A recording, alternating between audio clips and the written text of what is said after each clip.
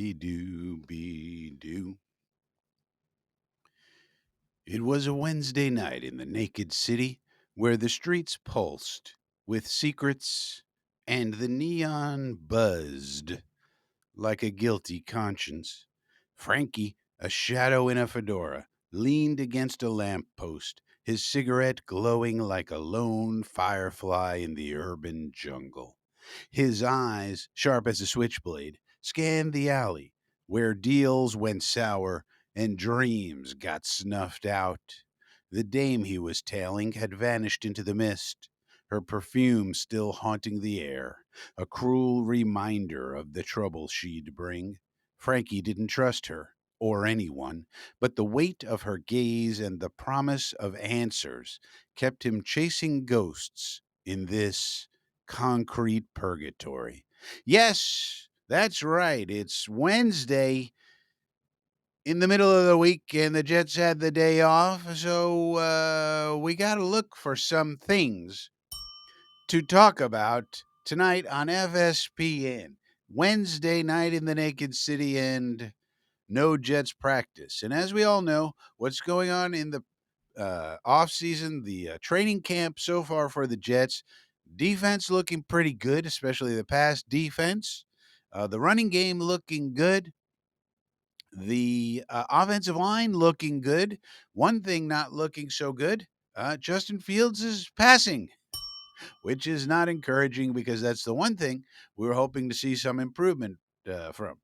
So, on this Wednesday night in the Naked City, I went looking for information, for things, for bits of something, bits of optimism that we could look at and see something in Justin Fields that may be able to give us some hope for this season. And just so happens, I found some. So let's take a look at a couple of things that may give us some optimism about Mr. Fields and his ability to pass the football. We got an article here. Says from A to Z Sports, Jets passing game is sputtering. We already knew that early in camp, but the words of an old friend might offer the perspective New York desperately needs. Well, he means New Jersey, but it's okay. In the words of an old friend, now is a great time for the Jets to relax about their training camp passing offense by Kyle Krabs, the old crab master, the crab apple. This man has crabs. Now, you might say, who is this guy? Now, the reason I'm bringing this up, Kyle Krabs is a respected NFL writer. Now, he follows the Dolphins. He's a Dolphin fan, and his main team is the Dolphins, but he writes about the entire NFL.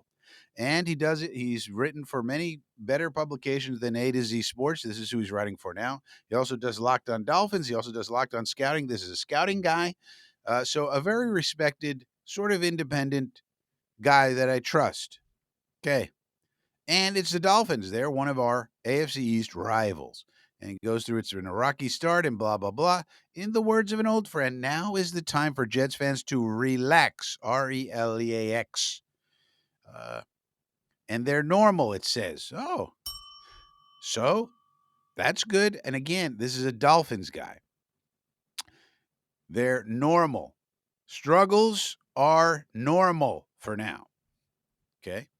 Lots of focus on the completion rate. Okay. Let's be fair and objective here. It's the first week of August, amid an install that has brand new faces all over the places. There's loads of information to parse through and loads of time between now and when the Jets start playing for keeps. Now, if these struggles extend throughout the entirety of the preseason and into the first few games, well, then you can start to smash the panic button. But training camp and, to an extent, even the preseason games is about process and not results. As long as they figure out the who, what, when, where, and why of their misfires and mistimed reps, they're using this time optimally. Optimally, says Mr. Crabapple. Now is not the time to cling to results. Uh, This says lofty but laughable goals, but this is Mike Antonio. Who the hell knows who this bum is? As I notice this headline down here. But the crab apple says that comes on Thursdays, Sundays, and Monday nights this fall. This time of year is all about the process. The Jets are working through theirs and have every right to do so at their own pace. So, in the words of last year's quarterback for the JETSRELAX, relax. All right, so there you go. A knowledgeable, respected writer, as opposed to the other guy with the other article I just saw the headline of. This is Kyle Crabapple. And this guy is, as I say, a respected voice. Don't trust everything he says. You don't just blindly trust anybody. But this is not a bum.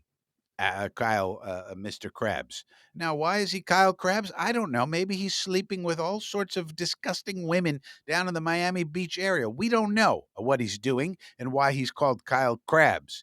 But it could be any number of things, and let's not hold that against him. Now, what else do we got, Frankie? What about this? A doctor. Yes, the real Dr. Chona. Now, not a fakakta doctor either. This is a real guy. He's an MD, and he gives NFL injury updates. And this guy, again, he's not perfect. Nobody's perfect, but I trust him, um, to a certain degree. And he gives us some interesting tidbits of information. For example, Mason Taylor. You may not know that a high ankle sprain has an average heal time of 3 to 4 weeks. Nobody's told us that, including our dumb beat reporters who are morons. And they wouldn't want to, they can only tell you the things that their sources tell them. They couldn't possibly call up a doctor and ask him. So it says timeline will be key clue to severity. So, in other words, how soon he comes back will tell us how severe it is or it is not. So, if he comes back in 2 weeks, that means it's not too severe, probably not a big re injury risk, and good to go. But if it's all the way up to week 1, okay, then it means it was more severe and probably more troublesome. Now, that's Mason Taylor. What about Justin Fields? Now, this is very interesting. It says toe dislocation 1 week ago.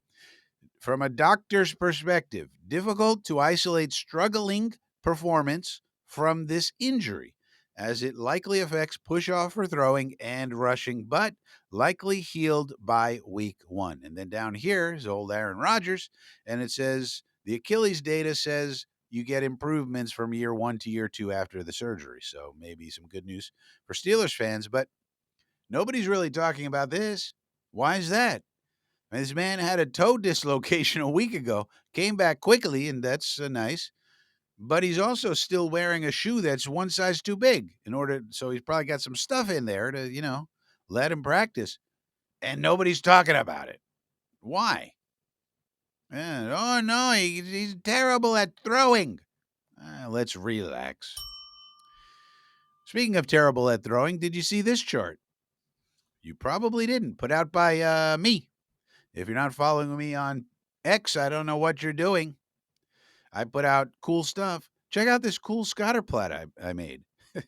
Not sure what it's indicating. This is sarcasm on my part, but it's probably something worth noting. Now, what the hell is this? This is like a bunch of crap. This is the 2024 season, so this is all about Justin Fields as a passer.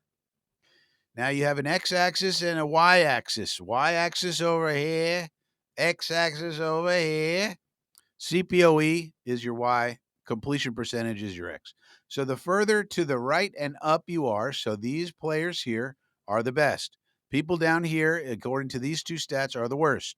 Richardson, Rattler, and Rush. Coincidentally, all start with R. Uh, and close to them is Rodgers. So this box here is Aaron Rodgers, and he was close to one of the worst, according to these two metrics. Simple completion percentage. Rodgers, not good. And CPOE. CPOE is completion percentage over expected.